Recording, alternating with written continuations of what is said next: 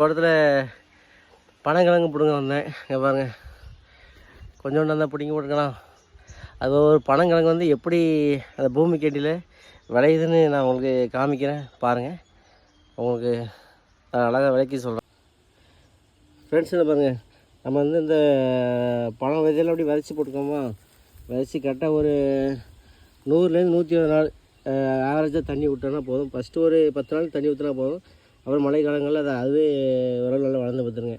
இதுதான் பார்த்துருங்க நம்ம விதைச்ச அந்த பனை விதை இருப்புங்க. இதுதான் அந்த பனை விதை. இந்த பனை விதையிலேருந்து இந்த பனை ஓலை வந்துருச்சு. இதான் ஸ்டார்டிங் பீரியட் பார்த்துருங்க. இதான் அந்த பனை ஓலை. இது கீழே இதாக இருக்கலாம்.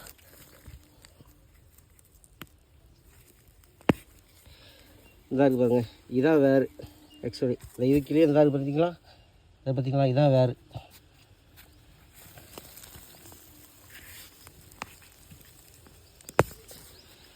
அதை பார்த்தீங்களா, இதான் வேறு.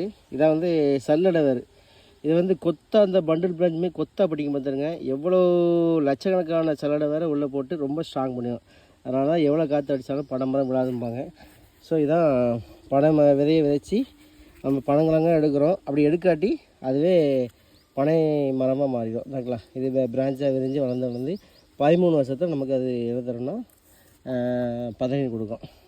ஸோ பிடிச்சா லைக்ஸ் பண்ணுங்கள், கமெண்ட்ஸ் பண்ணுங்கள், கண்டிப்பாக ஷேர் பண்ணுங்கள். And my UV organic channel subscribe பண்ணிடுங்க. Thank you so much.